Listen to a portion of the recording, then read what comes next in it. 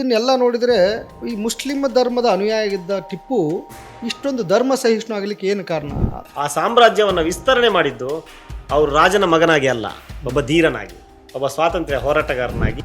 ಟಿಪ್ಪುವಿಗಿಂತಲೂ ಮುಸ್ಲಿಮರಿಗೆ ಏನಾದರೂ ಸಹಾಯ ಮಾಡಿದರೆ ಅದು ಕೆಳದಿಯ ಚೆನ್ನಮ್ಮ. ಮಾಧ್ವರು ಹವ್ಯಕರ ಮತಾಂತರಗಳನ್ನು ಮಾಡಿದರು. ಈ ಹಿಂದಿನ ಕಾಲದಲ್ಲಿ ಟಿಪ್ಪು ನಮ್ಮ ದೇವಸ್ಥಾನಕ್ಕೆ ದಾಳಿ ಮಾಡಿದ್ದ ಅಂತ ಕತೆ ಇದೆ ಅಲ್ಲ, ಅದೇ ಒಂದು ಸಂಭ್ರಮದ ಕತೆ.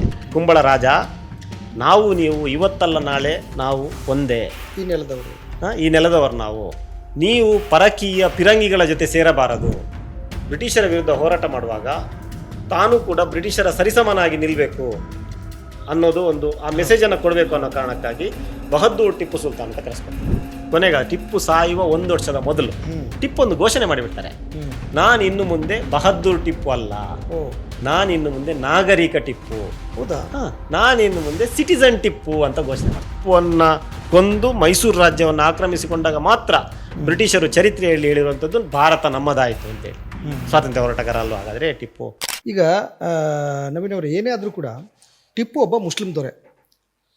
ಮುಸ್ಲಿಂ ಧರ್ಮದಲ್ಲೇ ಇರುವಂಥದ್ದು, ಯಾರು ಅನ್ಯ ಧರ್ಮದವರು ಅವರು ಕಾಪಿರರು, ಯಾರು ಅನ್ಯ ಧರ್ಮವನ್ನು ಆಚರಿಸ್ತಾ ಇದ್ದಾರೆ ಅಥವಾ ಮುಸ್ಲಿಮರು ಅಲ್ಲದವರು ಕಾಪಿರರು ಅಂತ. ಇದನ್ನೆಲ್ಲ ನೋಡಿದರೆ ಈ ಮುಸ್ಲಿಂ ಧರ್ಮದ ಅನುಯಾಯಿಗಿದ್ದ ಟಿಪ್ಪು ಇಷ್ಟೊಂದು ಧರ್ಮ ಸಹಿಷ್ಣು ಆಗಲಿಕ್ಕೆ ಏನು ಕಾರಣ? ಹೇಗೆ ಸಾಧ್ಯ ಆಯಿತು? ನೋಡಿ, ಟಿಪ್ಪು ಮೂಲತಃ ಒಬ್ಬ ರಾಜ ಮನೆತನದವನಲ್ಲ, ಅವರೊಬ್ಬ ಸೈನಿಕನ ಮಗ. ಹೌದು. ಅದರಲ್ಲೂ ಕೂಡ ಸೈನಿಕ ಅಂದರೆ ಕೆಳಮಟ್ಟದಿಂದ ಬಂದಂಥ ಹೈದರ್ನ ಮಗ. ಹೌದು. ಕೆಳಮಟ್ಟ, ತೀರ ಕೆಳಮಟ್ಟ, ಅಂದರೆ ಕುದುರೆಯನ್ನು ನೋಡ್ಕೊಳ್ಳೋರಿಂದ ಹಿಡಿದು ಕಿಲ್ಲೆದಾರ ಆಗಿ, ಕಿಲ್ಲೆದಾರ ನಂತರ ಅರಸನಾಗಿ, ಅರಸನಿಂದ ಸರ್ವಾಧಿಕಾರಿಯಾದಂಥ ಅವ್ರ ಮಗ. ಆದ್ದರಿಂದ ಟಿಪ್ಪು ಎಲ್ಲವನ್ನ ಕೂಡ ನೋಡಿದ್ದಾರೆ. ಬಡತನವನ್ನು ನೋಡಿದ್ದಾರೆ, ತೀರ ಹಸಿವನ್ನು ನೋಡಿದ್ದಾರೆ. ಟಿಪ್ಪು ಎಲ್ಲವನ್ನು ಅವರು ಅನುಭವಿಸಿದ್ದಾರೆ. ಅವರು ನೇರ ರಾಜನ ಮಗ ರಾಜ ಅಲ್ಲ ಅವರು. ಈಗ ಲಾವಣಿಯಲ್ಲೂ ಬರುತ್ತೆ, ಇತಿಹಾಸದಲ್ಲೂ ಬರುತ್ತೆ ಅದು. ಟಿಪ್ಪು ರಾಜನಾಗಿ ಅವನಿಗೆ ಭೂಮಿ ಇತ್ತು, ಅವರಿಗೆ ಸಾಮ್ರಾಜ್ಯ ಇತ್ತು. ಆ ಸಾಮ್ರಾಜ್ಯವನ್ನು ವಿಸ್ತರಣೆ ಮಾಡಿದ್ದು ಅವರು ರಾಜನ ಮಗನಾಗಿ ಅಲ್ಲ, ಒಬ್ಬ ಧೀರನಾಗಿ, ಒಬ್ಬ ಸ್ವಾತಂತ್ರ್ಯ ಹೋರಾಟಗಾರನಾಗಿ ರಾಜ್ಯವನ್ನು ವಿಸ್ತರಣೆ ಮಾಡ್ತಾರೆ ಅಂತೇಳಿ ಲಾವಣಿಗಳಲ್ಲೂ ಬರುತ್ತೆ, ಇತಿಹಾಸದಲ್ಲೂ ಬರುತ್ತೆ. ಆದ್ದರಿಂದ ಟಿಪ್ಪು ಕೋಮುವಾದಿ ಆಗಲ್ಲ, ಪಕ್ಕ ಮುಸ್ಲಿಂ ಮೂಲಭೂತವಾದಿನೂ ಆಗಲ್ಲ. ಅವರ ಪಟ್ಟಾಭಿಷೇಕಕ್ಕೆ ಹಿಂದೂ ಮತ್ತು ಮುಸ್ಲಿಂ ಇಬ್ರು ಧರ್ಮಗುರುನ್ ಕರೆಸ್ತಾರೆ. ಯಾಕೆ? ಟಿಪ್ಪುಗೇನು ವೋಟಿಂಗ್ ನಿಲ್ಬೇಕಾಗಿತ್ತಾ, ಎಲೆಕ್ಷನ್ ನಿಲ್ಬೇಕಾಗಿತ್ತಾ? ಅವ್ರು ಪಟ್ಟಾಭಿಷೇಕ ಆಗುದೇ ತಾನೆ. ಹಿಂದೂ ಬಂದ್ರು ಆಗುದೇ, ಮುಸ್ಲಿಂ ಬಂದ್ರು ಆಗುದೇ, ಬರದೇ ಇದ್ರು ಆಗುದೇ, ಪಟ್ಟಾಭಿಷೇಕ ಹಾಗೆ ಆಗುತ್ತೆ. ಏನು ತೊಂದರೆ ಇರಲಿಲ್ಲ ಅದಕ್ಕೆ. ಆದ್ರೂ ಅವರು ಹಿಂದೂವನ್ನು ಕರೆಸ್ತಾರೆ, ಮುಸ್ಲಿಮರನ್ನು ಕರೆಸ್ತಾರೆ. ಆಮೇಲೆ ದಿವಾನ್ರು ಯಾರಿದ್ರು? ಪೂರ್ಣಯ್ಯ. ಯಾರವರು? ಮಾಧ್ವ ಬ್ರಾಹ್ಮಣರು. ಪೊಲೀಸ್ ಮುಖ್ಯಸ್ಥ ಯಾರಿದ್ರು? ಅಂಚೆ ಶಾಮಯ್ಯ. ಯಾರವರು? ಅಯ್ಯಂಗಾರರು. ಅವರು ಒಂದೊಂದು ಕಡೆ ರಾಜ್ಯವನ್ನು ಗೆದ್ದು ಬರ್ತಾರೆ. ಈಗ ಉದಾಹರಣೆಗೆ ಮಲಬಾರನ್ನ ಗೆದ್ದು ಬರ್ತಾರೆ. ಮಲಬಾರನ್ನ ಬಹಳ ಕಷ್ಟಪಟ್ಟು ಗೆದ್ದು ಬರ್ತಾರೆ, ನಾಯರ್ಗಳ ವಿರುದ್ಧ ಹೋರಾಟ ಮಾಡಿ, ಬ್ರಿಟಿಷರ ವಿರುದ್ಧ ಹೋರಾಟ ಮಾಡಿ, ನಾಯರ್ಗಳ ವಿರುದ್ಧ ಹೋರಾಟ ಮಾಡಿ ಗೆದ್ದು ಬರ್ತಾರೆ. ಗೆದ್ದು ಬಂದು ಮಲಬಾರ್ ಬಂದರು, ಮಲಬಾರ್ ಪೋರ್ಟು, ಅಲ್ಲಿಂದ ಸಾಗಣೆ ಎಲ್ಲವನ್ನ ಮಾಡ್ತಾರೆ. ಅವ್ರ ಜೊತೆಗೆ ಆಗ ಮುಸ್ಲಿಂ ಕಿಲ್ಲೆದಾರ ಜೊತೆಗಿರ್ತಾರೆ. ಯಾರ್ದು? ಟಿಪ್ಪು ಇದ್ದು. ಆದ್ರೆ ಮುಸ್ಲಿಂ ಕಿಲ್ಲೆದಾರನಲ್ಲಿ ಉಸ್ತುವಾರಿಯಾಗಿ ನೇಮಿಸಲ್ಲ. ಅಲ್ಲಿ ನೇಮಿಸಿರುವಂತದ್ದು ಮಾದನ್ನ ಮತ್ತು ಅನಂತರಾಯ ಅಂತ ಇಬ್ಬರನ್ನ ನೇಮಿಸಿಬಿಡ್ತಾರೆ. ಬಟ್ ಈಗ ನಮ್ಮ ಹಿಂದೂಗಳನ್ನ ನೇಮಿಸ್ತಾರೆ ಅಲ್ಲಿ. ಹೌದೌದು. ಈಗ ಅಡ್ಡಂಡೆ ಕಾರ್ಯಪ್ಪ ಅವ್ರ ನಾಟಕ ಆಗಿರ್ಬೋದು, ಅಥವಾ ಬೇರೆ ಬೇರೆ ಈಗ ಹರಡ್ತಾ ಇರೋ ವಿಚಾರಗಳು ನೋಡಿದ್ರೆ ಟಿಪ್ಪುವಿಗೆ ಈ ಏನು ಅರ್ಬಸ್ಥಾನದ ದೊರೆಗಳ ಜೊತೆ ಸಂಪರ್ಕ ಇತ್ತು, ಅವ್ರ ಜೊತೆ ಪತ್ರ ವ್ಯವಹಾರ ಇತ್ತು. ಅಲ್ಲಿಂದ ಅವರು ಇಸ್ಲಾಂ ಹರಡುವುದಕ್ಕಾಗಿ ಮತಾಂತರ ಮಾಡಬೇಕು, ಹಿಂದೂ ಭಾರತವನ್ನು ಮುಸ್ಲಿಂ ರಾಷ್ಟ್ರವಾಗಿ ಕನ್ವರ್ಟ್ ಮಾಡಬೇಕು ಅನ್ನೋದು ಒಂದು ಅವ್ರಿಗೆ ಅಜೆಂಡಾ ಕೊಟ್ಟಿದ್ರು ಅನ್ನೋದೆಲ್ಲ ಕೇಳಿಬರುತ್ತೆ ಅಲ್ವಾ? ಯಾವುದನ್ನು ನಂಬೋದು, ಯಾವುದನ್ನು ಇದು ನೋಡಿ. ಟಿಪ್ಪು ಯಾವತ್ತೂ ಕೂಡ ವಿದೇಶದ ಜೊತೆಗೆ ಅರಬ್ ರಾಷ್ಟ್ರಗಳ ಜೊತೆಗೆ ಆಗಲಿ, ಕೊಲ್ಲಿ ರಾಷ್ಟ್ರಗಳ ಜೊತೆಗಾಗಿ ಪತ್ರ ವ್ಯವಹಾರ ಮಾಡಿದ್ದು ಅದೆಲ್ಲವೂ ಕೂಡ ಇತಿಹಾಸದಲ್ಲಿದೆ. ಪತ್ರಗಳು ಲಭ್ಯ ಇದೆ ನಮಗೆ. ನಿಮಗೆ ಪತ್ರ ಬೇಕಾ? ನಾವು ಪತ್ರನೂ ಕೊಡ್ತೀವಿ. ಮುಸ್ಲಿಂ ರಾಷ್ಟ್ರಗಳ ಜೊತೆಗೆ ಯಾವ ರೀತಿ ಪತ್ರ ವ್ಯವಹಾರ ಮಾಡಿದ್ರು, ಫ್ರೆಂಚರ ಜೊತೆ ಯಾವ ರೀತಿ ಮಾಡಿದ್ರು, ರಾಜ್ಯದೊಳಗಿನ ಮುಸ್ಲಿಂ ರಾಜ್ಯದ ಜೊತೆಗೆ, ದೇಶದೊಳಗಿನ ಮುಸ್ಲಿಂ ರಾಜ್ಯರ ಜೊತೆಗೆ ಯಾವ ರೀತಿ ಪತ್ರ ವ್ಯವಹಾರ ಮಾಡಿದೆ, ಎಲ್ಲ ಪತ್ರ ವ್ಯವಹಾರಗಳು ಅದು ಇತಿಹಾಸದ ಪುಟದಲ್ಲಿ ದಾಖಲಾಗಿದೆ, ಅದು ಸಿಗುತ್ತೆ. ಅದರಲ್ಲೆಲ್ಲೂ ಕೂಡ ಅವರು ಧರ್ಮಕ್ಕೆ ಸಂಬಂಧಪಟ್ಟಂತ ಪತ್ರ ವ್ಯವಹಾರಗಳಿಲ್ಲ. ನಂಬರ್ 1 ಪತ್ರ ವ್ಯವಹಾರಗಳಿಲ್ಲ. ಕರ್ನಾಟಕಕ್ಕೆ ಮತ್ತು ಮಂಗಳೂರಿಗೆ ಅಥವಾ ಈ ರಾಜ್ಯಕ್ಕೆ, ಈ ದೇಶಕ್ಕೆ ಇಸ್ಲಾಮನ್ನ ತಂದಿರುವಂಥದ್ದು ಟಿಪ್ಪು ಅಲ್ಲ. ಟಿಪ್ಪುವಿಗಿಂತ ಮೊದಲೇ ಇಸ್ಲಾಂ ಬಂದಾಗಿದೆ. ದೇಶದ ಮೊದಲ ಮಸೀದಿ ಕಾಸರಗೋಡಲ್ಲಾಗುತ್ತೆ, ಹೌದು. ಮಲಿಕ್ ದಿನಾರ್. ಹೌದು. ದೇಶದ ಎರಡನೇ ಮಸೀದಿ ಮಂಗಳೂರಲ್ಲಿ ಜೀನತ್ ಬಕ್ಸ್ ದೊಡ್ಡಪಲ್ಲಿ ಆಗುತ್ತೆ. ಎರಡನೇ ಮಸೀದಿ ಮಂಗಳೂರಲ್ಲಿ ಆಗುತ್ತೆ. ಅದು ಯಾವುದು ಕೂಡ ಟಿಪ್ಪು ಕಾಲದಲ್ಲಿ ಆಗಿರುವುದಲ್ಲ. ಟಿಪ್ಪು ಬರೋದಕ್ಕಿಂತ ಮೊದಲೇ ಮಸೀದಿ ಇತ್ತು. ಆ ಮಸೀದಿಯನ್ನು ಚೆನ್ನಾಗಿ ಮಾಡ್ತಾರೆ, ಅವರು ಪುನರುಜ್ಜೀವನಗೊಳಿಸ್ತಾರೆ ಅದನ್ನು. ಅದಕ್ಕೆ ಒಂದು ಕಾಯಕಲ್ಪ ಕೊಡ್ತಾರೆ, ಅದಕ್ಕೆ ಮರ ಗಿರ ಎಲ್ಲ ಹಾಕಿ ನೀಟಾಗಿ ಮಾಡ್ತಾರೆ ಅನ್ನೋದು ಬಿಟ್ಟರೆ ಟಿಪ್ಪು ಮಸೀದಿ ಸ್ಥಾಪನೆ ಮಾಡಿಲ್ಲ. ಟಿಪ್ಪು ಆ ಎರಡನ್ನ ಮಸೀದಿ ಸ್ಥಾಪನೆ, ಟಿಪ್ಪು ಮಸೀದಿ ಸ್ಥಾಪನೆ ಮಾಡಿ ಒಂದು ಸೈನಿಕರಿಗೋಸ್ಕರ ಫೌಜ್ ಮಸೀದಿ ಅಂತ ಮಂಗಳೂರಲ್ಲಿ ಸ್ಥಾಪನೆ ಮಾಡ್ತಾರೆ ಟಿಪ್ಪು ಕಾಲದಲ್ಲಿ. ಇನ್ನೊಂದು ಮಂಗಳೂರಿನ ಬಾವುಟಗುಡ್ಡೆಯಲ್ಲಿ ಒಂದು ಈದ್ಗಾ ಮಸೀದಿ ಅಂತ ಮಾಡ್ತಾರೆ, ಈದ್ಗಾ ಮೈದಾನ ಅಂತ, ಈದ್ಗಾ ಮಸೀದಿ ಅಂತ ಒಂದು ಮಾಡ್ತಾರೆ.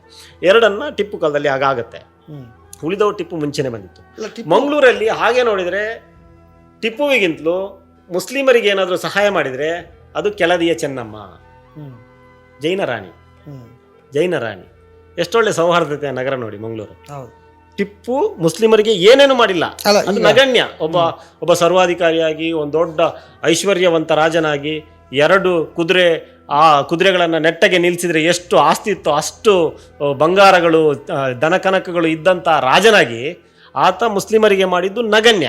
2 ಮಸೀದಿ ಮತಾಂತರ ಮಾಡ್ತಿದ್ದ ಅನ್ನೋದು ನಗಣ್ಯ. ಆದರೆ ಜೈನ ಕೆಳದಿಯ ರಾಣಿ ಚೆನ್ನಮ್ಮ ಎಷ್ಟೋ ಮಸೀದಿಗಳಿಗೆ ಜಾಗವನ್ನು ಕೊಡ್ತಾರೆ, ಎಷ್ಟೋ ಅರಬರ ವ್ಯಾಪಾರ ಕೇಂದ್ರಗಳನ್ನು ನಿರ್ಮಾಣ ಮಾಡ್ತಾರೆ. ಬೇರೆ ಬೇರೆ ಜಾಗಗಳನ್ನು ಕೊಟ್ಟಿರುವಂಥದ್ದು ಕೆಳದಿಯ ರಾಣಿ ಚೆನ್ನಮ್ಮ. ಆದ್ರಿಂದ ಟಿಪ್ಪು ಯಾವ ಕಾರಣಕ್ಕೂ ಕೂಡ ಇಸ್ಲಾಮನ್ನ ಬೆಳೆಸಿಲ್ಲ, ಮತಾಂತರನೂ ಮಾಡಿಲ್ಲ. ಟಿಪ್ಪು ಕಾಲದಲ್ಲಿ ಮತಾಂತರ ಆಗಿತ್ತು. ಇಸ್ಲಾಂ ಮತಾಂತರ ಅಲ್ಲ, ಮಾಧ್ವ ಮತಾಂತರ ಆಗಿತ್ತು.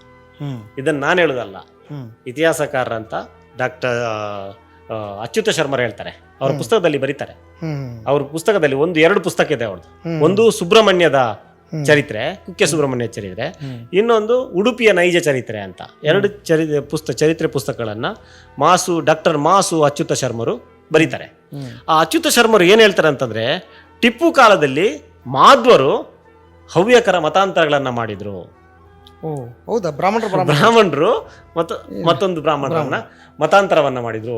ದೇವಸ್ಥಾನಗಳನ್ನ, ಶಂಕರ ಪಂಥದ ದೇವಸ್ಥಾನಗಳನ್ನ, ಅದ್ವೈತ ಪಂಥದ ದ್ವೈತ ಅದ್ವೈತ ಗಲಾಟೆ ಏನಿದೆ ಆ ಟೈಮಲ್ಲಿ ಮಾಧ್ವರು ಎಲ್ಲ ದೇವಸ್ಥಾನಗಳನ್ನ ವಶಪಡಿಸಿಕೊಂಡ್ರು. ಆ ವಶಪಡಿಸಿಕೊಂಡು ಮಠಗಳನ್ನ ಶಂಕರ ಮಠಗಳನ್ನಾಗಿ ಕನ್ವರ್ಟ್ ಅಲ್ಲಲ್ಲ, ಶೈವ ಮಠಗಳನ್ನ ಮಾಧ್ವ ಮಠಗಳನ್ನಾಗಿ ಕನ್ವರ್ಟ್ ಮಾಡಿದ್ರು. ಶೈವರ ಆಚರಣೆಗಳಿದ್ದಂತ ದೇವಸ್ಥಾನಗಳನ್ನ, ಶೈವರ ದೇವಸ್ಥಾನವನ್ನ ಮಾಧ್ವರ ಅರ್ಚಕತನಕ್ಕೆ ಅದನ್ನ ಬದಲಾವಣೆ ಮಾಡಿಕೊಂಡ್ರು.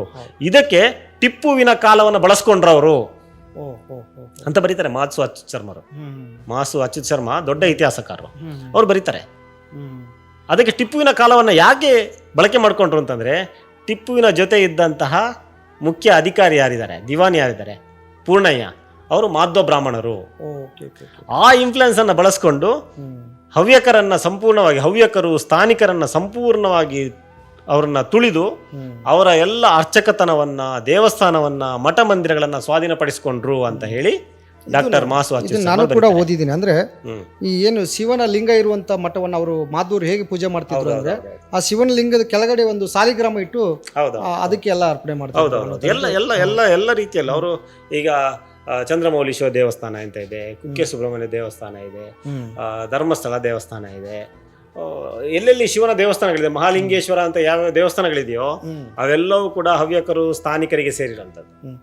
ಇದು ಒಂದು ಬರುತ್ತಲ್ಲ, ಈ ಮದ್ದೂರು ಗಣಪತಿ ಟೆಂಪಲ್ ಅಲ್ಲಿ ಟಿಪ್ಪುನ ಒಂದು ಖಡ್ಗದ ಕಿಂಡಿ ಇದೆ ಅಂತ. ಹೌದೌದು ನೋಡಿ, ಅದು ನೋಡಿ, ಒಂದು ನಾನು ಹೇಳ್ತೀನಿ, ಈ ಹಿಂದಿನ ಕಾಲದಲ್ಲಿ ಟಿಪ್ಪು ನಮ್ಮ ದೇವಸ್ಥಾನಕ್ಕೆ ದಾಳಿ ಮಾಡಿದ್ದ ಅಂತ ಕತೆ ಇದೆ ಅಲ್ಲ, ಅದೇ ಒಂದು ಸಂಭ್ರಮದ ಕತೆ. ಈ ಪವಾಡಗಳನ್ನ ಒಂದು ದೇವಸ್ಥಾನಕ್ಕೆ ಜೋಡಣೆ ಮಾಡ್ಬೇಕಾದ್ರೆ ಟಿಪ್ಪು ದಾಳಿ ಮಾಡಕ್ ಬಂದಿದ್ರು, ಪ್ರಸಾದ ತಿಂದು ಕನ್ವರ್ಟ್ ಆಗಿ ಹೋದ್ರು. ಟಿಪ್ಪು ದಾಳಿ ಮಾಡಕ್ ಬಂದ್ರು, ತೀರ್ಥ ಕುಡ್ದು. ಟಿಪ್ಪು ದಾಳಿ ಮಾಡಕ್ ಬಂದ್ರು, ನಮ್ಮ ದೇವಸ್ಥಾನದ ನೀರು ಕುಡಿದು ವಾಪಸ್ ಹೋದ್ರು. ತಮ್ಮ ದೇವರ ಪವಾಡವನ್ನ ವೈಭವೀಕರಣ ಮಾಡಕ್ಕೆ ಟಿಪ್ಪುವನ್ನ ಬಳಕೆ ಮಾಡ್ಕೊಂಡು. ಮಧುರು ದೇವಸ್ಥಾನದ್ದು ಕೂಡ ಅಂತದ್ದೇ ಕತೆ.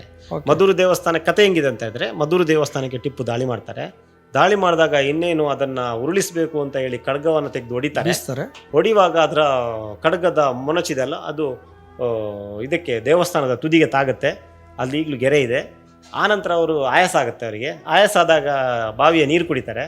ಅವರಿಗೆ ಜ್ಞಾನೋದಯ ಆಗುತ್ತೆ, ಇಲ್ಲ ಮಾಡಬಾರ್ದು ಅಂತ ಹೇಳಿ ಅಲ್ಲಿಂದ ಅವರು ಮನ ಪರಿವರ್ತನೆ ಆಗಿ ವಾಪಸ್ ಹೋಗ್ತಾರೆ ಅಂತೇಳಿ. ಸಿಂಪಲ್ ಕತೆ. ಸಿಂಪಲ್ ಕತೆ.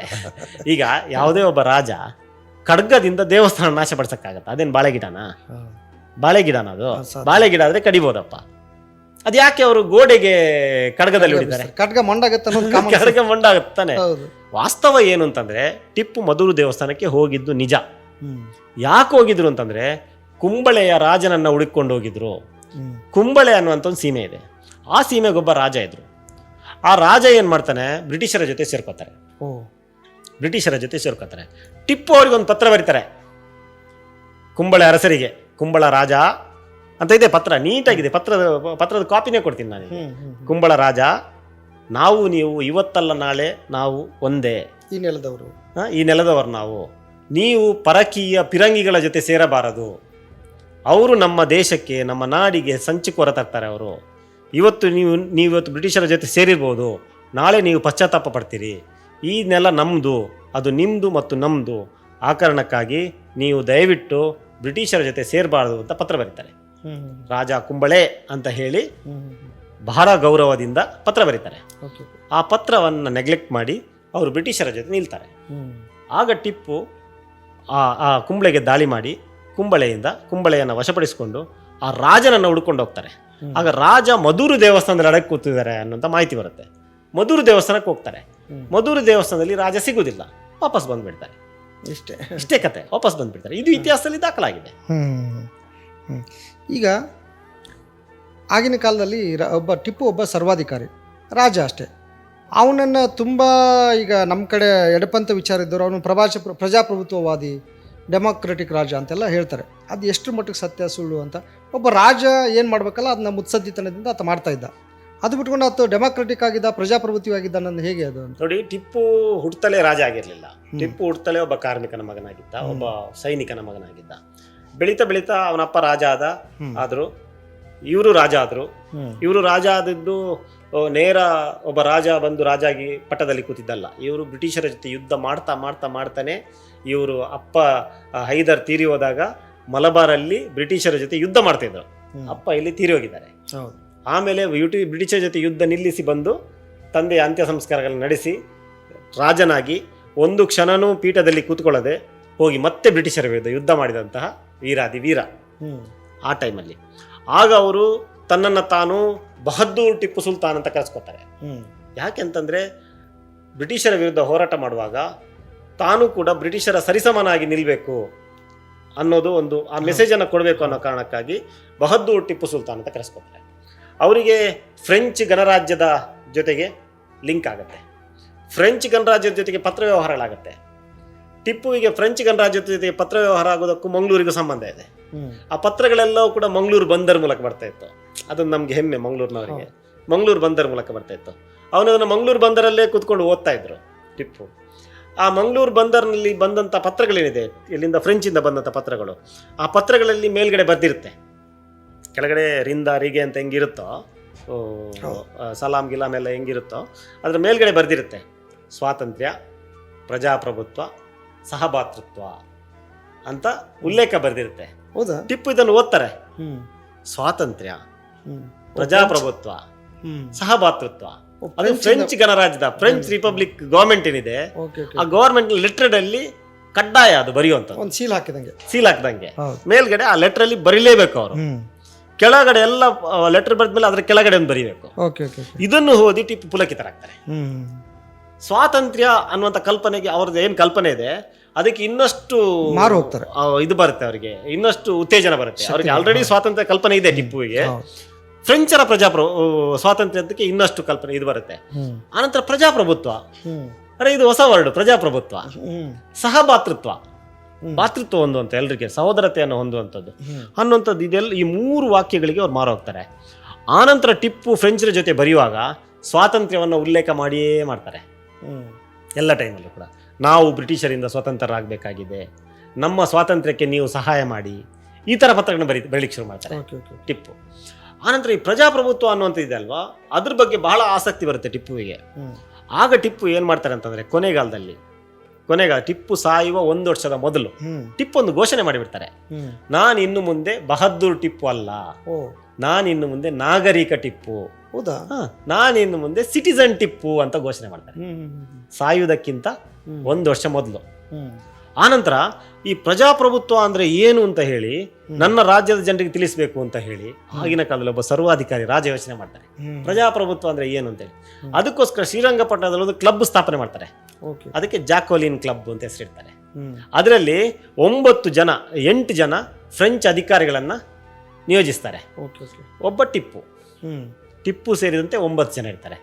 ಈ 8 ಜನರದ ಕೆಲಸ ಏನು ಅಂತಂದ್ರೆ ಟಿಪ್ಪುವಿಗೆ ಪ್ರಜಾಪ್ರಭುತ್ವದ ಪಾಠ ಮಾಡೋದು. ಸ್ಟೂಡೆಂಟ್ ಇವರು, ಒಬ್ಬರು ಸ್ಟೂಡೆಂಟ್ 9 ಜನ ಪಾಠ ಮಾಡೋದು. ಪ್ರಜಾಪ್ರಭುತ್ವ ಅಂದ್ರೆ ಏನು, ಹೇಗಿರ್ಬೇಕು ಅಂತೇಳಿ, ಫ್ರೆಂಚ್ ಅಲ್ಲಿ ಪ್ರಜಾಪ್ರಭುತ್ವ ಹೇಗಿದೆ, ನಾನಿಲ್ಲಿ ಅದನ್ನ ಹೆಂಗ್ ಜಾರಿಗೆ ತರಬೇಕು, ಜನರಿಗೆ ಪ್ರಜಾಪ್ರಭುತ್ವವನ್ನು ಅರ್ಥ ಮಾಡ್ಕೊಳ್ಬೇಕು, ಮೊದಲು ರಾಜ ಅರ್ಥ ಮಾಡ್ಕೋಬೇಕು. ಆ ಕಾರಣಕ್ಕಾಗಿ ಅವರು ಜಾಕೋಲಿನ್ ಕ್ಲಬ್ ಅನ್ನ ಸ್ಥಾಪನೆ ಮಾಡ್ತಾರೆ. ಇದೆಲ್ಲ ಇತಿಹಾಸ ಪುಟಗಳಿದೆ. ಕ್ಲಬ್ ಸ್ಥಾಪನೆ ಮಾಡಿದ್ದಿದೆ, ಯಾರ್ಯಾರು ಅದರಲ್ಲಿ ಅಧಿಕಾರಿಗಳಿದ್ರು ಅಂತ ಇದೆ, ಫ್ರೆಂಚ್ ಯಾರ್ಯಾರು ಇದ್ರು ಅಂತ ಇದೆ, ಏನ್ ಪಾಠ ಮಾಡಿದ್ರು ಅಂತ ಇದೆ, ಎಲ್ಲಾನು ಇದೆ. ಅದು ಅವರು ನಿಧಾನಕ್ಕೆ ಪ್ರಜಾಪ್ರಭುತ್ವವಾದಿ ಆಗ್ತಾ ಇದ್ರು. ಇದರ ಸೂಚನೆ ದೊರೆತೆ ಟಿಪ್ಪುವನ್ನ ಬ್ರಿಟಿಷರು ಕೊಲ್ಲೇಬೇಕು. ಪ್ರಜಾಪ್ರಭುತ್ವ ಬಂದ್ಬಿಟ್ರೆ ಟಿಪ್ಪು ಬ್ರಿಟಿಷರ ಆಳ್ವಿಕೆ ಮಾಡುವಂತ ವ್ಯವಸ್ಥೆ ಟಿಪ್ಪು 1 ವರ್ಷದ ಕಾಲ ಬದುಕಿದ್ರೆ ಭಾರತ ಕೈ ಬಿಟ್ಟೋಗಿರೋದು. ಅದಕ್ಕೆ ಟಿಪ್ಪುವನ್ನ ಕೊಲ್ಲಲೇಬೇಕು ಅಂತ ಯೋಜನೆಯನ್ನು ಮಾಡ್ತಾರೆ. ಯೋಜನೆ ಮಾಡಿ ಪಿತೂರಿಗಳನ್ನ ಮಾಡಿ ಅವರ ಸೈನಿಕರನ್ನ, ಮೀರ್ ಸಾದಿಕ್ ಇವ್ರನ್ನೆಲ್ಲರನ್ನ ಒಂದು ಪಿತೂರಿಯ ಭಾಗವನ್ನಾಗಿ ಮಾಡಿ ಟಿಪ್ಪುವನ್ನ ಕೊಲ್ತಾರೆ. ಟಿಪ್ಪುವನ್ನ ಕೊಲ್ಲುವಾಗ ಬ್ರಿಟಿಷರು ಘೋಷಣೆ ಮಾಡ್ತಾರೆ, ಭಾರತ ಈಗ ನಮ್ಮದಾಯಿತು ಅಂತ. ಇದು ಘೋಷಣೆ ಬ್ರಿಟಿಷರದ್ದು, ಭಾರತ ನಮ್ಮದಾಯಿತು ಅಂತ. ಯಾವ ರಾಜರನ್ನ ಕೂಡ ರಾಜರ ಇದನ್ನ ಕೊಂದಾಗ್ಲೂ ಹೇಳಿರಲಿಲ್ಲ. ಯಾವ ರಾಜ್ಯವನ್ನು ಆಕ್ರಮಿಸಿಕೊಂಡಾಗಲೂ ಕೂಡ ಬ್ರಿಟಿಷರು ಈ ಘೋಷಣೆಯನ್ನು ಮಾಡಲಿಲ್ಲ. ಟಿಪ್ಪುವನ್ನ ಕೊಂದು ಮೈಸೂರು ರಾಜ್ಯವನ್ನು ಆಕ್ರಮಿಸಿಕೊಂಡಾಗ ಮಾತ್ರ ಬ್ರಿಟಿಷರು ಚರಿತ್ರೆಯಲ್ಲಿ ಹೇಳಿರುವಂಥದ್ದು ಭಾರತ ನಮ್ಮದಾಯಿತು ಅಂತೇಳಿ. ಸ್ವಾತಂತ್ರ್ಯ ಹೋರಾಟಗಾರ ಅಲ್ವಾ ಹಾಗಾದ್ರೆ ಟಿಪ್ಪು. ಇಂಗ್ಲೆಂಡಲ್ಲಿ, ಲಂಡನ್ನಲ್ಲಿ 1 ತಿಂಗಳ ಕಾಲ ಸಂಭ್ರಮಾಚರಣೆ ನಡೆಯುತ್ತೆ, ಟಿಪ್ಪು ಸತ್ರಂತೆ ಅಂತ. 1 ತಿಂಗಳ ಕಾಲ ಎಲ್ಲ ಪತ್ರಿಕೆಗಳ ಮುಖಪಟದಲ್ಲಿ ಬರುತ್ತೆ, ಇಂಗ್ಲಿಷ್ ಪತ್ರಿಕೆಗಳು, ಇಂಗ್ಲೆಂಡ್, ಲಂಡನ್. ಹಾಗಾದ್ರೆ ಟಿಪ್ಪು ಸ್ವಾತಂತ್ರ್ಯ ಹೋರಾಟಗಾರ ಸುಮ್ಮನೆ ಬರೀತಾರ ಅವರು ಆಗಿನ ಕಾಲದಲ್ಲಿ. ಟಿಪ್ಪು ಅವತ್ತು ಟಿಪ್ಪುವಿನ ಧ್ವಜ ಇತ್ತಲ್ಲಿ, ಎಲ್ಲಿ ಮೈಸೂರು ಅರಮನೆಯಲ್ಲಿ, ಮೈಸೂರಿನ ಶ್ರೀರಂಗಪಟ್ಟಣದಲ್ಲಿ ಟಿಪ್ಪುವಿನ ಧ್ವಜ ಇತ್ತು. ಏನು ಧ್ವಜ ಅದು? ಕನ್ನಡದ ಧ್ವಜ. ಟಿಪ್ಪುವಿನ ಧ್ವಜ ಏನು? ಹಸಿರು ಬಣ್ಣ ಅಲ್ಲ. ಟಿಪ್ಪು ಕನ್ನಡ ವಿರೋಧಿ ಆಗಿದ್ದಂತಾರಲ್ಲ. ಟಿಪ್ಪುವಿನ ಧ್ವಜನೇ ಕನ್ನಡ ಧ್ವಜ. ಈಗಿರುವಂತ ಧ್ವಜನೇ ಟಿಪ್ಪುವಿನ ಧ್ವಜ ಇದ್ದದ್ದು. ಕನ್ನಡದ ಈಗಿನ ಧ್ವಜ ಏನಿದೆ, ಇದು ಕೆಂಪು ಮತ್ತು ಹಳದಿ ಏನಿದೆ, ಅದುವೇ ಆಗಿನ ಟಿಪ್ಪುವಿನ ಧ್ವಜ. ಸ್ವಲ್ಪ ಚೇಂಜ್ ಇದೆ ಅಷ್ಟೇ, ಸ್ವಲ್ಪ ಚೇಂಜ್ ಇದೆ ಕಲರ್, ಸೇಮ್ ಅದೇ ತರ ಇತ್ತು. ಆ ಧ್ವಜ ಹಸಿರು ಇರ್ಬೇಕಿತ್ತಲ್ಲ, ಹಸಿರು ಇರ್ಬೇಕಿತ್ತಲ್ಲ, ಹಸಿರು ಧ್ವಜ ಇರ್ಲಿಲ್ಲ. ಧ್ವಜ ಇದ್ದದ್ದೇ ಕುಂಕುಮ ಕಲರ್ ಮತ್ತು ಹಳದಿ ಕಲರ್. ಆ ಧ್ವಜವನ್ನ ಮೇಲ್ಗಡೆ ಸ್ಥಾಪನೆ ಮಾಡಿರ್ತಾರೆ. ಟಿಪ್ಪು ಇವರಿಗೆ ಬ್ರಿಟಿಷರು ದಾಳಿ ಮಾಡುವಾಗ, ಲಾಸ್ಟ್ ದಾಳಿ, ಕೊನೆಯ ದಾಳಿ, ಟಿಪ್ಪುವನ್ನ ಕೊಲ್ಲಿಕ್ಕೆ ಹೋಗುವಂತ ದಾಳಿ ಇದೆ ಅಲ್ವಾ, ಆ ಯುದ್ಧವನ್ನ ಮಾಡುವಾಗ ಅವರಿಗೆ ಅವರೊಂದು ಸೈನಿಕರಿಗೆ ಮೊದಲೇ ಹೇಳಿರ್ತಾರೆ, ಇದು ನಿರಾಶೆಯ ದಾಳಿ, ಇದು ನಾವು ವಾಪಸ್ ಬರ್ತೀವಿ ಅನ್ನೋಂಥ ಗ್ಯಾರಂಟಿ ಇಲ್ಲ, ನೀವು ಜೀವವನ್ನ ಪಣಕ್ಕಿಟ್ಟು ನಾವು ವಾಪಸ್ ಬರಲ್ಲ ಅಂತ ಹೇಳಿ ಅನಿಸ್ಕೊಂಡು ಈ ಯುದ್ಧವನ್ನು ಮಾಡಬೇಕು ಅಂತ ಹೇಳಿ ಇದು ಬ್ರಿಟಿಷ್ ಅಧಿಕಾರಿಗಳು ಬ್ರಿಟಿಷ್ ಸೈನಿಕರಿಗೆ ಹೇಳ್ತಾರೆ. ಟಿಪ್ಪು ಅಷ್ಟು ಭಯ ಹುಟ್ಟಿಸಿದ್ರು ಬ್ರಿಟಿಷರಿಗೆ. ದಾಳಿ ಮಾಡ್ತಾರೆ. ದಾಳಿ ಮಾಡುವಂತ ಸಂದರ್ಭದಲ್ಲಿ ಇನ್ನೊಂದು ಬಹುಮಾನ ಘೋಷಣೆ ಆಗುತ್ತೆ ಬ್ರಿಟಿಷ್ ಸೈನಿಕರಿಗೆ. ಏನಂತಂದ್ರೆ, ಯಾರು ಫಸ್ಟ್ ಆ ಧ್ವಜವನ್ನ ತೆಗೆದು, ಟಿಪ್ಪುವಿನ ಧ್ವಜವನ್ನ ತೆಗೆದು ಬ್ರಿಟಿಷ್ ಧ್ವಜವನ್ನ ಯಾರು ಸ್ಥಾಪನೆ ಮಾಡ್ತಾರೋ ಆ ಜಾಗದಲ್ಲಿ, ಅವರಿಗೆ ಸ್ಪಾಟ್ ಅಲ್ಲಿ ಪ್ರಮೋಷನ್ ಕೊಡ್ಲಾಗೋದು ಅಂತೇಳಿ, ಸ್ಪಾಟ್ ಪ್ರಮೋಷನ್ ಕೊಡ್ಲಾಗೋದು ಅಂತೇಳಿ. ಒಬ್ಬ ಬ್ರಿಟಿಷ್ ಸೈನಿಕ ಆ ಧ್ವಜಸ್ತಂಭವನ್ನು ಹತ್ತಾನೆ. ಒಂದು ಕೈಯಲ್ಲಿ ಗಣ್ಣಿರುತ್ತೆ, ಒಂದು ಕೈಯಲ್ಲಿ ಇದಿರುತ್ತೆ, ಯಾವುದು ಧ್ವಜ ಇರುತ್ತೆ, ಬ್ರಿಟಿಷ್ ಧ್ವಜ ಇರುತ್ತೆ. ಹತ್ತಿ ಅಲ್ಲಿ ಬ್ರಿಟಿಷ್ ಧ್ವಜವನ್ನು ಸ್ಥಾಪನೆ ಮಾಡ್ತಾನೆ. ಕೆಳಗಿಂದ ಟಿಪ್ಪು ಸೈನಿಕರು ಅವನ್ನ ಶೂಟ್ ಮಾಡ್ತಾರೆ. ಆದರೆ ಆ ಧ್ವಜ ಹಾಕಿರ್ತಾರೆ, ಯಾವುದು ಬ್ರಿಟಿಷ್ ಧ್ವಜವನ್ನ, ಟಿಪ್ಪು ಧ್ವಜವನ್ನ ಕಿತ್ತು, ಅಂದ್ರೆ ಕನ್ನಡದ ಧ್ವಜವನ್ನ ಕಿತ್ತು ಬ್ರಿಟಿಷ್ ಧ್ವಜವನ್ನ ಅಲ್ಲಿ ಸ್ಥಾಪನೆ ಮಾಡ್ತಾರೆ. ಆ ಧ್ವಜವನ್ನು ನಾವು ತೆಗೆದಿದ್ದು ಯಾವಾಗ ಗೊತ್ತಾ? ಬ್ರಿಟಿಷ್ ಧ್ವಜವನ್ನು ತೆಗೆದಿದ್ದು ನಮಗೆ ಸ್ವಾತಂತ್ರ್ಯ ಬಂದ ನಂತರ 1947ರಲ್ಲಿ ನಾವು ಆ ಬ್ರಿಟಿಷ್ ಧ್ವಜವನ್ನು ತೆಗೆದಿದ್ದು. ಟಿಪ್ಪುವಿನ ಧ್ವಜವನ್ನ ಕಿತ್ತು ಬ್ರಿಟಿಷ್ ಧ್ವಜವನ್ನ ಹಾಕಿದಂತ ಧ್ವಜವನ್ನ ನಾವು ತೆಗೆದಿದ್ದು 1947ರಲ್ಲಿ. ಬ್ರಿಟಿಷ್ ಹಾಗಾದ್ರೆ ಟಿಪ್ಪು ಸ್ವಾತಂತ್ರ್ಯ ಹೋರಾಟಗಾರ ಅಲ್ವಾ? ಇಷ್ಟೆಲ್ಲ ಇರುವಾಗ ಅವನು ಸ್ವಾತಂತ್ರ್ಯ ಹೋರಾಟಗಾರ ಅಲ್ಲ ಅಂತಂದ್ರೆ? ಟಿಪ್ಪು ಕನ್ನಡ ವಿರೋಧಿ ಆಗಿದ್ದ? ಟಿಪ್ಪು ಕನ್ನಡ ವಿರೋಧಿ ಅಲ್ವೇ ಅಲ್ಲ. ಟಿಪ್ಪು ಕನ್ನಡ ವಿರೋಧಿ ಅನ್ನೋದಕ್ಕೆ ಯಾವ ಪರ್ಷಿಯನ್ ಭಾಷೆ ತಂದಿದ್ರು, ಅದು ಇದು ಎಲ್ಲನೂ ಇಲ್ಲ ಇಲ್ಲ ಇಲ್ಲ ಇಲ್ಲ, ಎಲ್ಲ ಆಡಳಿತ ಭಾಷೆ ಕನ್ನಡದಲ್ಲೇ ಇತ್ತು, ಕನ್ನಡದಲ್ಲೇ ಮಾತಾಡ್ತಾ ಇದ್ರು, ಅವರು ಕನ್ನಡ ಪ್ರೇಮಿಯಾಗಿದ್ದರು. ಈಗ ಮಂಗಳೂರಲ್ಲಿ ಇಟ್ಕೊಳ್ಳಿ, ಮಂಗಳೂರಲ್ಲಿ ಸಣ್ಣ ಸಣ್ಣ ರಾಜರುಗಳಿದ್ರು. ಹೌದು, ದಕ್ಷಿಣ ಅವ್ರ ಕನ್ನಡ ಮೇಲೆಲ್ಲ ದಾಳಿ ಮಾಡಿ ತನ್ನ ವಶಕ್ಕೆ ತಗೊಂಡ್ರು ದಕ್ಷಿಣ ಕನ್ನಡ ಇಲ್ಲ, ಯಾವ ರಾಜರುಗಳ ಮೇಲೆ ದಾಳಿ ಮಾಡಿಲ್ಲ. ಇಲ್ಲಿ ಕೇಳಿ, ದಕ್ಷಿಣ ಕನ್ನಡ ಜಿಲ್ಲೆ ಅಂತಂದ್ರೆ ರಾಜನಿಲ್ಲದ ಊರು, ಅದಕ್ಕೆ ರಾಜ ಇಲ್ಲ. ಯಾಕೆ ರಾಜನಿಲ್ಲದ ಊರು ಅಂತ ಹೇಳ್ತಾರೆ ಅಂತಂದ್ರೆ, ಮಂಗಳೂರಿಗೆ ಒಬ್ಬ ರಾಜ ಅಂತ ಇರಲಿಲ್ಲ. ಮಂಗಳೂರಲ್ಲಿ 5 ಗ್ರಾಮಕ್ಕೆ ಒಬ್ಬ ರಾಜ, 10 ಗ್ರಾಮಕ್ಕೆ ಒಬ್ಬ ರಾಜ, ಸಣ್ಣ ಹೌದು ಸಣ್ಣ ಸಣ್ಣ ರಾಜ, ಚೌಟರು, ಹೌದು ಬಂಗರಸರು, ಅಜಿಲರು, ಈ ತರ ಸಣ್ಣ ಸಣ್ಣ ರಾಜರುಗಳಿರ್ತಿದ್ರು. ಈಗ ಅಜಿಲರು, ಯಾಕಂದ್ರೆ ಅರಣ್ಯ ಪ್ರದೇಶ ಅದು ಸೌಹಾರ್ದ. ಅಜಿಲರು ಅಂತಂದ್ರೆ ಬೆಳ್ತಂಗಡಿ ಭಾಗದಲ್ಲಿ ಇದ್ದಾರೆ. ಹೆಗ್ಗಡೆಯವರು ಧರ್ಮಸ್ಥಳ ಭಾಗದಲ್ಲಿ ಇದ್ದಾರೆ. ಚೌಟರು ಮೂಡುಬಿದಿರೆ ಭಾಗದಲ್ಲಿ ಇದ್ದಾರೆ.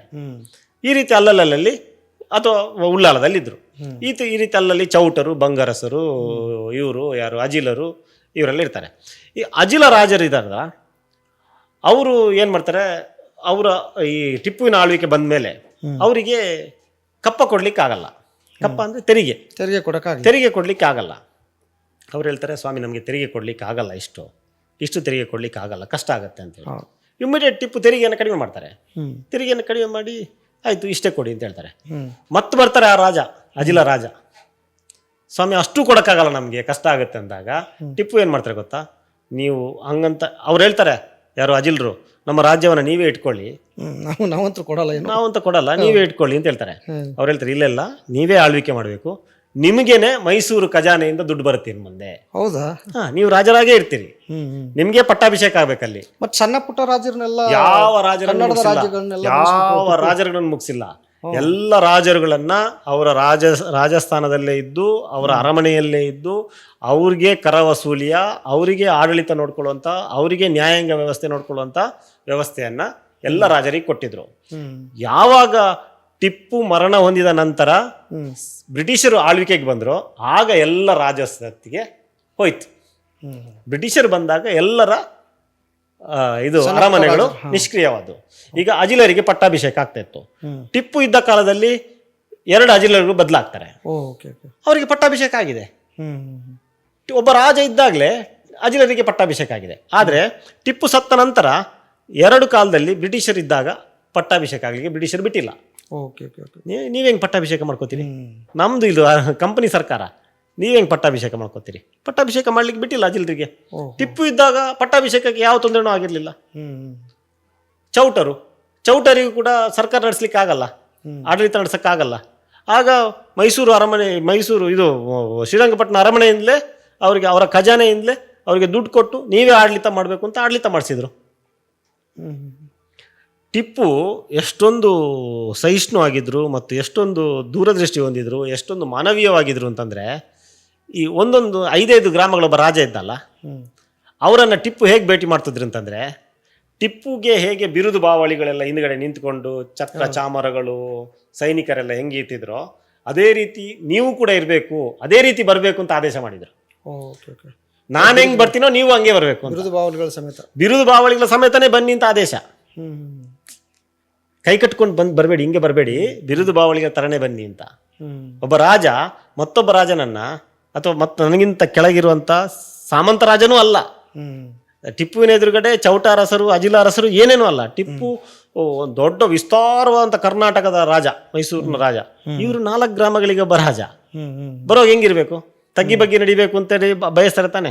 ಇಲ್ಲ, ಬಿರುದು ಬಾವಳಿಗಳ ಜೊತೆಗೆ ಭೇಟಿಗೆ ಬನ್ನಿ ಅಂತ ಬರೀತಾರೆ. ಈ ಧರ್ಮಸ್ಥಳ ಏನು ಆ ಆರಾಧ್ಯ ಇದು ಕ್ಷೇತ್ರ ಇದೆಯಲ್ಲ, ಅದು ಧಾರ್ಮಿಕ ಕ್ಷೇತ್ರ ಇದೆಯಲ್ಲ, ಅದನ್ನು ಹವ್ಯಕರಿಂದ ಕಸಿದು ಈಗ ಜೈನರಿಗೆ ಏನು ಹೆಗ್ಗಡೆ ಕುಟುಂಬಕ್ಕೆ ಯಾಕೆ ಕೊಟ್ಟರು ಇದನ್ನ ಟಿಪ್ಪು ಅವರು? ಇಲ್ಲ ನೋಡಿ, ಟಿಪ್ಪು ಇದ್ದಂಥ ಸಂದರ್ಭದಲ್ಲಿ, ಟಿಪ್ಪು ಕಾಲದಲ್ಲಿ ಇದು ಗೆಜೆಟಿಯರಲ್ಲಿ ಇದೆ, ಇಂಡಿಯನ್ ಗೆಜೆಟಿಯರಲ್ಲಿ ಸ್ಪಷ್ಟವಾಗಿದೆ. ನಾನು ಇದನ್ನು ಕೋರ್ಟಿಗೂ ಕೂಡ ಕೊಟ್ಟಿದ್ದೀನಿ, ನ್ಯಾಯಾಲಯಕ್ಕೂ ಕೂಡ ಕೊಟ್ಟಿದ್ದೀನಿ. ಅದು ನ್ಯಾಯಾಲಯಕ್ಕೂ ಕೂಡ ಕೊಟ್ಟಿದ್ದೀನಿ. ಮೊನ್ನೆ ವಿವಾದ ಆದಾಗ, ಧರ್ಮಸ್ಥಳ ವಿವಾದ ಆದಾಗ ನಾನೇ ಖುದ್ದು ಸಲ್ಲಿಕೆ ಮಾಡಿದ್ದೀನಿ ಕೋರ್ಟಿಗೆ. ಅದನ್ನೇ ನಾನು ಹೇಳ್ತಾ ಇರೋದು, ಇತಿಹಾಸವನ್ನು ಹೇಳ್ತಾ ಇರೋದು ನಾನು ಅಷ್ಟೇ. ಇದು ನನಗೆ ಅಲ್ಲಿನ ಪರ ವಿರೋಧಗಳ ಬಗ್ಗೆ ಈಗ ಅದು ಚರ್ಚೆಯ ವಿಷಯ ಅಲ್ಲ, ಈಗ ಚರ್ಚೆ ಇದೆ. ಈಗ ಪುಸ್ತಕದ ಚರ್ಚೆ, ಇತಿಹಾಸದ ಚರ್ಚೆ, ಸ್ಪಷ್ಟ ಅದು. ಅದ್ಯಾವುದೋ ಪ್ರಕರಣಗಳಿಗೆ ಸಂಬಂಧಪಟ್ಟು ಮಾತಾಡ್ತಿರೋದಲ್ಲ. ನೋಡಿ, ಇದು ಟಿಪ್ಪು ಇದ್ದ ಕಾಲದಲ್ಲಿ ಧರ್ಮಸ್ಥಳ ದೇವಸ್ಥಾನದಲ್ಲಿ 4 ಹೆಗಡೆಯವರಿದ್ದರು. 4 ಹೆಗಡೆಯವರು. ಅದು ಒಂದು ಬಂಟ ಹೆಗಡೆ, ಹವ್ಯಕ ಹೆಗಡೆ, ಮಾಧ್ವ ಹೆಗಡೆ, ಜೈನ ಹೆಗಡೆ. 4 ಹೆಗಡೆಯವರಿದ್ದರು. 4 ಹೆಗಡೆಯವರಿಗೂ ಸಮಾನ ಅಧಿಕಾರ. ಹ್ಞೂ ಅದರಲ್ಲಿ ಧರ್ಮಾಧಿಕಾರಿ ಹೆಗ್ಗಡೆ ಅಂತ ಮುಖ್ಯಸ್ಥ ಹೆಗಡೆ ಯಾರಿರ್ತಾರೆ ಅವರು ಹವ್ಯಕ ಹೆಗಡೆಯವರಾಗಿದ್ದರು. Okay okay. ಹವ್ಯಕ ಹೆಗಡೆಯವರಾಗಿದ್ದರು. ಹ್ಞೂ ಹವ್ಯಕರು ಬ್ರಿಟಿಷರ ವಿರುದ್ಧ ಇದ್ದರು. ಹವ್ಯಕ ಬ್ರಾಹ್ಮಣರು ಹೌದು. ಬ್ರಿಟಿಷರ ವಿರುದ್ಧ, ಅವ್ರು ನೇರವಾಗಿ ಬ್ರಿಟಿಷರ ವಿರುದ್ಧ ಇದ್ರು. ಹ್ಞೂ ಟಿಪ್ಪು ಜೊತೆಗಿದ್ರು ಅವರು. ನಾನು ಹೇಳಿದ್ನಲ್ಲ ಆಗ, ಸ್ವರ್ಣವಳ್ಳಿ ಮಠ ಇರ್ಬೋದು, ರಾಘವೇಶ್ವರ ಮಠ ಇರ್ಬೋದು, ಇವರೆಲ್ಲ ಹವ್ಯಕರು. ಇವರೆಲ್ಲರೂ ಟಿಪ್ಪು ಜೊತೆ ಇದ್ರು. ಒಂದು ಮೊದಲ ಸ್ವಾತಂತ್ರ್ಯ ಸಂಗ್ರಾಮ ಟಿಪ್ಪು ಕಾಲದಲ್ಲೇ ನಡೆಯುತ್ತೆ. ಹೌದು. ಟಿಪ್ಪು ಕಾಲದಲ್ಲೇ ನಡೆಯುತ್ತೆ. ಅಲ್ಲಿನ ವಿಟ್ಲದ ಅರಸರು ಅವರೇನು ಮಾಡ್ತಾರೆ, ಟಿಪ್ಪುವಿನ ಮರಣದ ನಂತರ, ಮರಣ ಆದ ತಕ್ಷಣವೇ ಆ ಸಂದರ್ಭದಲ್ಲೇ ಬ್ರಿಟಿಷರ ವಿರುದ್ಧ ದಂಗೆ ಹೇಳ್ತಾರೆ. ದಂಗೆ ಹೇಳಿ ಏನು ಮಾಡ್ತಾರೆ, ಈ ಜಮಲಾಬಾದ್ ಪೋರ್ಟ್ ಏನಿದೆ, ಆ ಪೋರ್ಟ್ ಬ್ರಿಟಿಷರ ಕೈಲಿತ್ತು, ಅದನ್ನು ಸ್ವಾಧೀನಪಡಿಸ್ಕೊಳ್ತಾರೆ. ಸ್ವಾಧೀನಪಡಿಸ್ಕೊಂಡಂಥ ಸಂದರ್ಭದಲ್ಲಿ ಆಗ ಮೊದಲ ಜಿಲ್ಲಾಧಿಕಾರಿ ಡಾಕ್ಟರ್ ಥಾಮಸ್ ಮೊನ್ರೋ ಅಂತ ಅವರಿರ್ತಾರೆ. ಅವ್ರೇನು ಮಾಡ್ತಾರೆ, ಥಾಮಸ್ ಮೊನ್ರೋ ಏನು ಮಾಡ್ತಾರೆ, ಆರ್ಡರ್ ಮಾಡ್ತಾರೆ, ಅವ್ರನ್ನ ಇಟ್ಕೊಂಡ್ಬನ್ನಿ ಅಂತ. ಯಾರನ್ನು? ವಿಟ್ಲದ ಅರಸರನ್ನು. ಥಾಮಸ್ ಮೊನ್ರೋ ಆರ್ಡರ್ ಮಾಡ್ತಾರೆ. ಬ್ರಿಟಿಷರಿಗೆ ಸಾಧ್ಯ ಆಗಲ್ಲ. ಬ್ರಿಟಿಷರಿಗೆ ಸಾಧ್ಯ ಆಗದಿರೋಂಥ ಸಂದರ್ಭದಲ್ಲಿ ಈ ಕುಮಾರಯ್ಯ ಹೆಗಡೆ ಅಂತ ಧರ್ಮಸ್ಥಳದ ಒನ್ ಆಫ್ ದಿ ಹೆಗಡೆ, 5 ಜನರಲ್ಲಿ ಒಬ್ಬ ಹೆಗಡೆ, ಆ ಹೆಗಡೆಗೆ ಸಹಾಯವನ್ನು ಪಡ್ಕೋತಾರೆ ಡಾಕ್ಟರ್ ಥಾಮಸ್ ಮೊನ್ರೋ, ಸರ್ ಥಾಮಸ್ ಮೊನ್ರೋ. ಯಾರು? ದಕ್ಷಿಣ ಕನ್ನಡದ ಮೊದಲ ಬ್ರಿಟಿಷ್ ಜಿಲ್ಲಾಧಿಕಾರಿ. ಅವರು ಸಹಾಯವನ್ನು ಪಡೀತಾರೆ. ಈ ಕುಮಾರಯ್ಯ ಹೆಗಡೆ ಹೋಗಿ ಈ ಇವರನ್ನು ಯಾರ ಟಿಪ್ಪು ಅನುಯಾಯಿಗಳನ್ನು ಬಂಧನ ಮಾಡಿ ಬ್ರಿಟಿಷರ ಕೈಗೆ ಕೊಟ್ಟುಬಿಡ್ತಾರೆ. Okay okay. ಆ ಕಾರಣಕ್ಕಾಗಿ ಕುಮಾರಯ್ಯ ಹೆಗಡೆಗೆ ಧರ್ಮಾಧಿಕಾರಿ ಪಟ್ಟವನ್ನು ಕೊಟ್ಟರು ಅಂತ ಹೇಳಿ ಇತಿಹಾಸದಲ್ಲಿದೆ. ಜೊತೆಗೆ ದಕ್ಷಿಣ ಕನ್ನಡ ಜಿಲ್ಲೆಯ ಖ್ಯಾತ ಇತಿಹಾಸಕಾರರು ಅಂತಂದರೆ ಐಗಳ್ರು. ಆ ಐಗಳ್ರು ಏನು ಹೇಳ್ತಾರೆ ಅಂತಂದರೆ, ಅವರು ನೇರವಾಗಿ ಬರೀತಾರೆ. ಅವರು ಬರೀತಾರೆ, ಗುರುರಾಜ್ ಭಟ್ರು ಕೂಡ ಬರೀತಾರೆ, ಖ್ಯಾತ ಇತಿಹಾಸಕಾರರು, ಹಿಂದಿನ ಇತಿಹಾಸಕಾರರು. ಅವರು ಬರೀತಾರೆ, ಟಿಪ್ಪುವಿಗೆ ವಿರೋಧವಾಗಿ ಬ್ರಿಟಿಷರಿಗೆ ಸಹಾಯವಿತ್ತ ಕುಮಾರ ಹೆಗ್ಗಡೆಗೆ ಧರ್ಮಸ್ಥಳವನ್ನು ಬಿಟ್ಟುಕೊಟ್ರು ಬ್ರಿಟಿಷರು ಅಂತಲೇ ಬರೀತಾರೆ ನೇರವಾಗಿ. ಇದೆಲ್ಲ ಗೆಜೆಟಿಯರಲ್ಲೂ ಕೂಡ ಇದೆ, ಏನೇನಾಯಿತು ಅಂತ. ಟಿಪ್ಪು ಕಾಲದಲ್ಲಿ ಏನೇನಾಯಿತು ಧರ್ಮಸ್ಥಳದಲ್ಲಿ, ಟಿಪ್ಪು ನಂತರ ಏನೇನಾಯಿತು ಅಂತೇಳಿ ಇದೆಲ್ಲವೂ ಇದೆ. ಆ ಸಂದರ್ಭದಲ್ಲಿ ಕುಮಾರಯ್ಯ ಹೆಗಡೆ ಬ್ರಿಟಿಷರಿಗೆ ಸಹಾಯ ಮಾಡಿದರು ಅಂತ ಹೇಳಿ ಹವ್ಯಕರ ಬಳಿ ಇದ್ದ ಧರ್ಮಾಧಿಕಾರಿ ಪಟ್ಟವನ್ನು ಜೈನ ಹೆಗ್ಗಡೆ ಕುಟುಂಬಕ್ಕೆ ಕೊಡ್ತಾರೆ ಅನ್ನುವಂಥದ್ದು ಗೆಜೆಟಿಯರಲ್ಲಿ ಸ್ಪಷ್ಟವಾಗಿದೆ. Okay okay okay. Yes sir, yes, ಎಲ್ಲ ಬಂದಂಗೆ ಆಯಿತು. ಏನರ ಕ್ವಶನ್ಸ್ ಇದೆ ಅಷ್ಟೇ, ಈ ಮುಗಿಸೋಣಲ್ವ ಹಾಗಾದರೆ? ಓಕೆ.